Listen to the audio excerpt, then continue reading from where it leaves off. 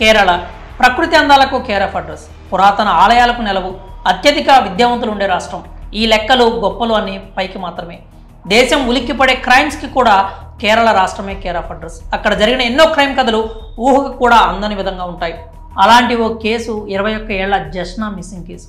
ఎలాంటి బ్యాక్గ్రౌండ్ లేని ఓ సామాన్య కుటుంబానికి చెందిన యువతి మిస్ అయింది.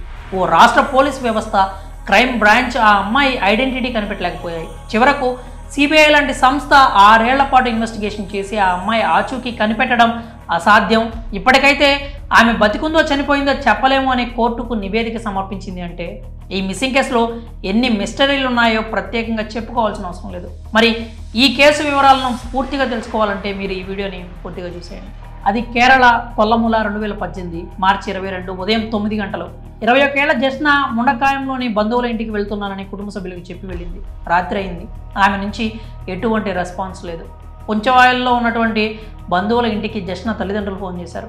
ఆమె అక్కడికి రాలేదని తెలిసింది. దీంతో వారంతా షాక్ అయ్యారు. బంధువుల ఇంటికి వెళ్తున్నానని చెప్పి బయటికి వెళ్ళిన అమ్మాయి ఎక్కడికి వెళ్ళింది? ఆమె ఫోన్ కూడా ఇంట్లోనే ఉంది. ఫోన్ తీసుకెళ్లకుండా జస్నా అసలు ఎక్కడికి వెళ్ళింది? తల్లిదండ్రుల మనసు ఏదో కీడు శంకించింది. జస్నా ఫ్రెండ్స్కు, ఇతర పరిచయస్తులకు ఫోన్ చేశారు. లాభం లేకపోయింది. జస్నా తండ్రి జేమ్స్ జోసెఫ్ అదే రోజు ఇరుమెలి పోలీసులకు జోస్నా కనిపించట్లేదంటూ ఫిర్యాదు చేశాడు. కేసు నమోదు చేసిన తర్వాత పోలీసులు ఒక ట్విస్ట్ ఇచ్చారు. వెచ్చూరి పోలీస్ స్టేషన్కు వెళ్లాలని చెప్పారు. కేసును ఆ స్టేషన్కు బదిలీ చేస్తామని హామీ ఇచ్చారు. అయితే ఇరుమెలి పోలీసులు మాట ఇచ్చిన విధంగా చేయలేదు. జస్నా తండ్రి మాత్రం వెచ్చూరి స్టేషన్కి వెళ్ళాడు. కూతురు మిస్సింగ్ గురించి ఇరువెలి స్టేషన్లో ఇచ్చిన కంప్లైంట్ గురించి చెప్పారు. అయితే పోలీసులు జస్నాను వెతకడంలో అలసత్వం వహించారు.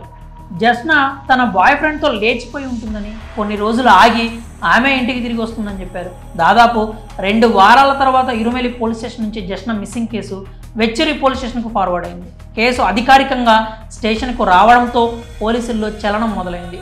దర్యాప్తు చేయడం మొదలుపెట్టారు. కేసు రిపోర్ట్ వచ్చిన తర్వాత వెచ్చూరి పోలీసులు దర్యాప్తు చేపట్టారు. ఆమె ఎలా మిస్ అయిందన్న దాన్ని ట్రాక్ చేయసాగారు. ఆమె ట్రావెల్ ప్లాన్ను వెలుగులోకి తీసుకొచ్చారు. పక్కా ప్లాన్ ప్రకారమే ఆమె ఇంటి నుంచి వెళ్ళిపోయినట్లు తేలింది.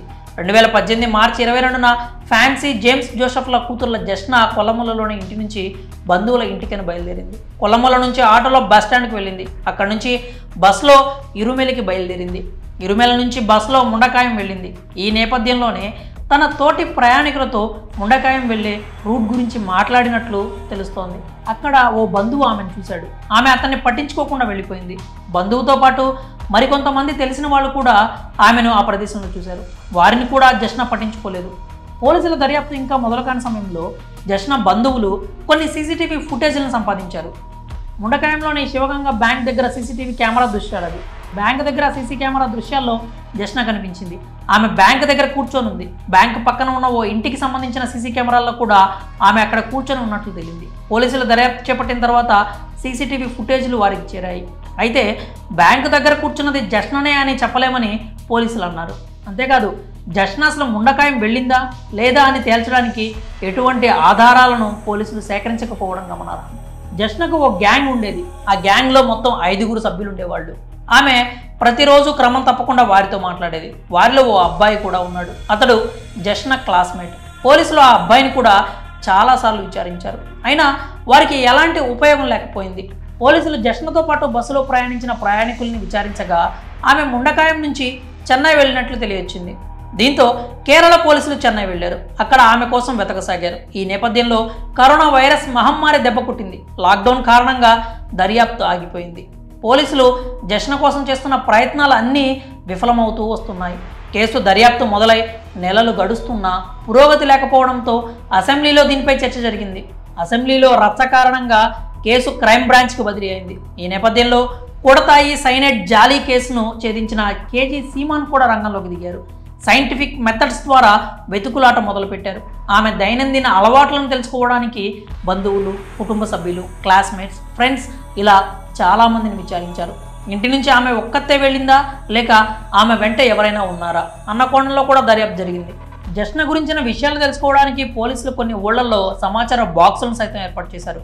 ఆమె గురించి తెలిసిన వాళ్ళు పేపర్లో వివరాలను రాసి దాంట్లో పడేయాలని పేర్కొన్నారు. జస్నా గురించి తెలుసుకోవడానికి పోలీసులు ఏకంగా 300 మందిని విచారించారు. 150 మంది స్టేట్మెంట్లను రికార్డ్ చేశారు. అంతేకాదు జస్నాను కనిపెడితే 2 లక్షల రూపాయల రివార్డు కూడా ప్రకటించారు. తర్వాత దాన్ని 5 లక్షలకు పెంచారు.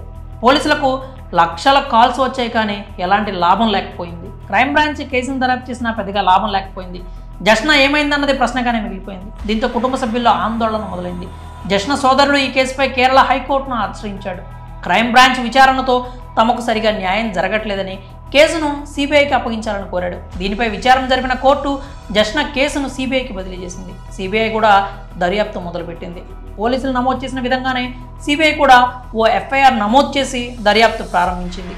సిబిఐ దాదాపు 6 ఏళ్ల పాటు సుదీర్ఘ దర్యాప్తు చేసింది. జష్నకు సంబంధించి ఎలాంటి ఆధారాలు దొరక్కపోవడంతో సిబిఐ కూడా చేతులెత్తేసింది. ఈ కేసుకు సంబంధించి సిబిఐ తమ దర్యాప్తును ముగించింది. తుది రిపోర్టును కోర్టుకు అందించింది. జష్న ఎక్కడికి వెళ్ళింది, ఏమైంది, ఆమె ఎలా ఉంది అన్న విషయాలను తాము కనిపెట్టలేకపోయామని కోర్టుకు తెలిపింది. జష్న మిస్సింగ్లో ఆమె తండ్రి, ఫ్రెండ్ ప్రమేయం ఏమీ లేదని స్పష్టం చేసింది. అంతేకాదు కేసులో కేరళ పోలీసుల అలసత్వం స్పష్టంగా కనిపిస్తోందని తెలిపింది.